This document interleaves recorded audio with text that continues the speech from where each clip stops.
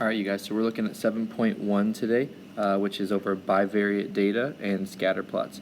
So I took the liberty of pre-filling some of the vocab just so we could kind of speed this up.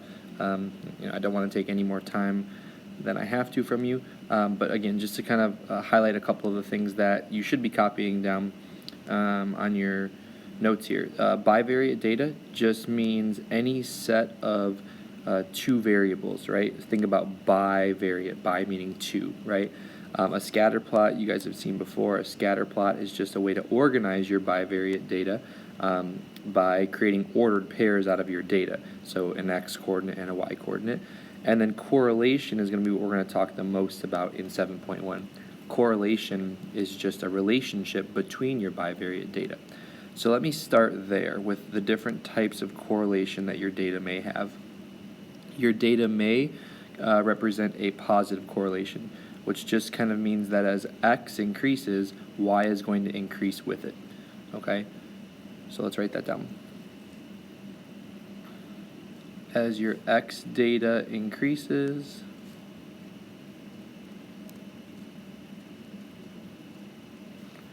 the y data will increase with it.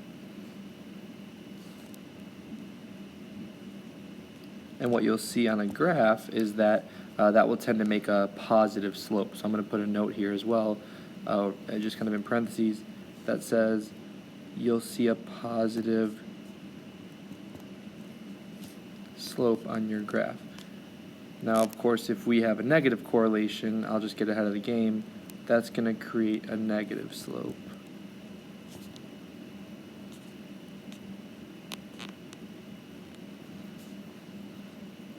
And if we have nonlinear correlation, there is really no slope at all.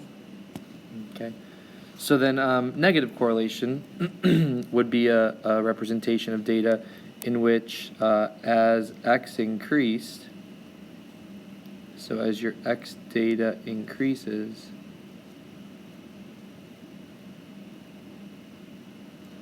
your y data will actually decrease. And I'll show you what that looks like graphically or on a scatter plot here in a second. And then non-linear correlation, or sometimes we even just say no correlation, basically you're going to look at your data and your data will show no pattern.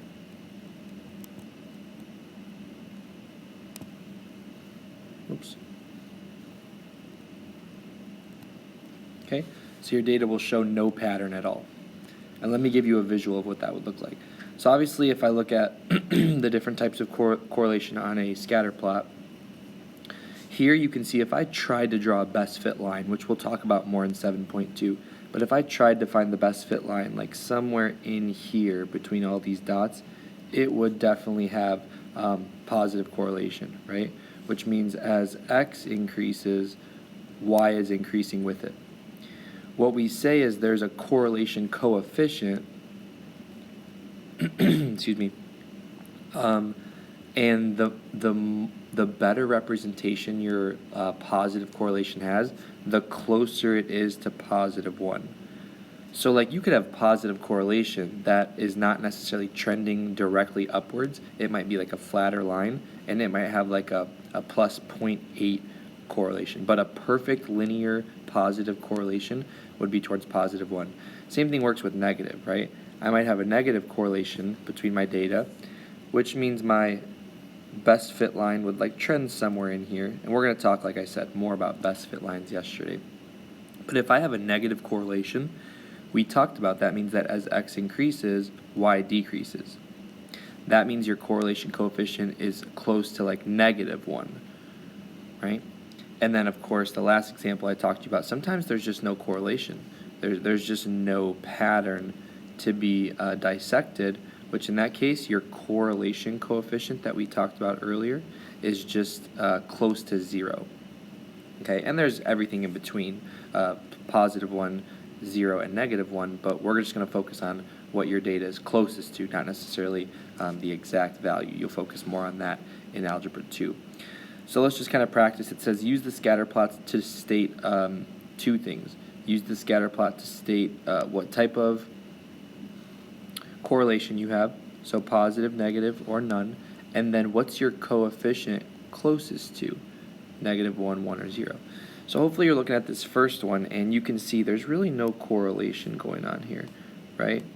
You don't really have any sort of pattern. So if there's no correlation, that means your correlation coefficient, I'll just call it CC, correlation coefficient, is close to 0. The next one, you can see if I tried to draw a best fit line is just like a line that like gets through as many dots as possible on your graph. It definitely has a negative trend, right? Or a negative correlation.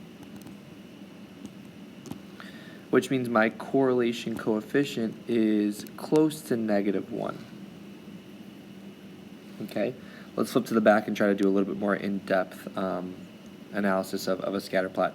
It says the scatter plot below shows the amounts of grams of sugar per calories in 10 different smoothies. So basically what you have here then is a relationship between how many grams of sugar, we call that X, relates to how many calories, we call that Y, are in your smoothie. So it says use the scatter plot to answer the following questions. The first thing you'll notice is that we have a pretty good trend line again, and it's definitely, if I drew a best fit line might go like somewhere through something like this, maybe somewhere in there, to get as close to as many of those dots. It's a positive trend line, right? And that might come in handy. It says how many calories are in a smoothie that has 56 grams of sugar. We'll go find where 56 grams of sugar would be. 56 grams of sugar would probably lie somewhere in this range here, right? Because I have 46, 50, 54. Something in 56 is like somewhere in here. 56 grams of sugar. So I just follow this 56 up until I find a spot where I could then go, investigate how many calories that would be. Well, looks like I'm right about here, right? At 270 calories is where I would meet my 56 grams of sugar. So let's say 270 calories, and then we'll wipe that clean so that we can start fresh. This should be 270 calories.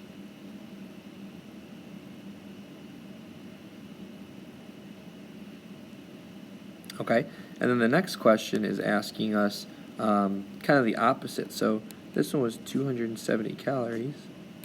The next one asks us how many grams of sugar would there be if it had 320 calories in it. So now you're doing the opposite. Now you're looking at calories first. Go find 320 calories, which is like here, and just keep sliding over until you find a good coordinate, and then look downward and figure out where that would be. And that's at 70 grams of sugar, right? So 70 grams of sugar. Last question, is this trend line or correlation, is it a positive correlation, a negative correlation, or is it nonlinear? We already discussed this is positive correlation. Okay, and then the last example is going to ask us this. Can you create your own scatter plot and then derive your personal information based on the data that you plotted? So let's try to get through this. It says basically there's a relationship between the temperature it is outside versus the attendees of some public event, of a parade, a festival, something like that. So let's get all these plotted down here. I'm going to stick to my red. It says if it was 82 degrees out, there would be 4.5 thousand people there. So 82 to 4.5 thousand would be right about here. And I'm not going to zoom in, so my dots are going to be kind of generic and not precise, but you guys will get the picture.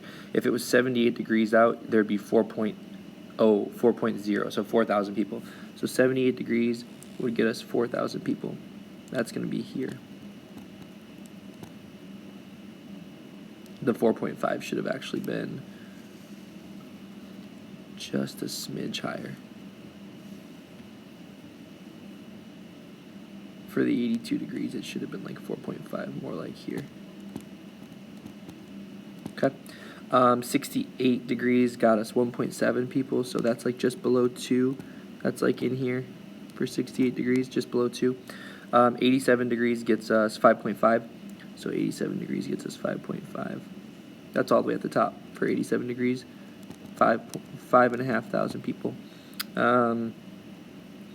75 degrees is 3.8, so at 75 degrees I should be just under 4 to get to 3.8.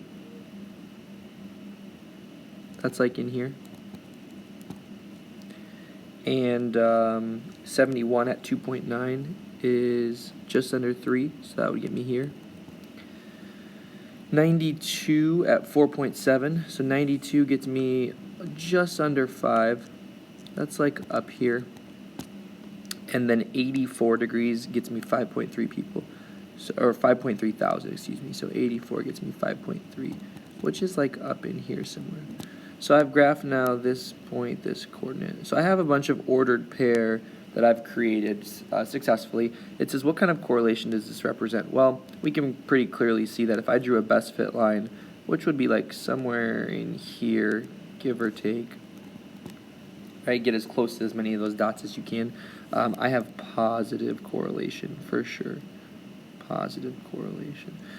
Is the correlation coefficient closest to 1, -1, or 0? Well, it's positive, so it's going to be closest to +1. And we could calculate that exactly, but we'll do that later. Based on the data, how many attendees could you estimate if the temperature was about 74 degrees out? Well, let's go find 74 degrees, which is right here. Let's just slide up. And it says estimate, so it's telling us like use the data to assume or kind of, you know, estimate. If I went up 74, where should I land?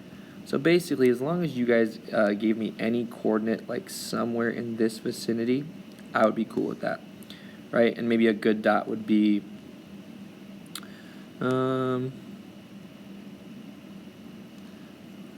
what, like anywhere in this range? So like anywhere around like 3.5-ish would be fine for me.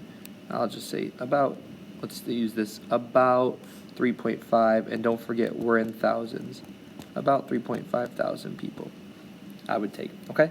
So let me know if you guys have any questions, and good luck with 7.1 worksheet.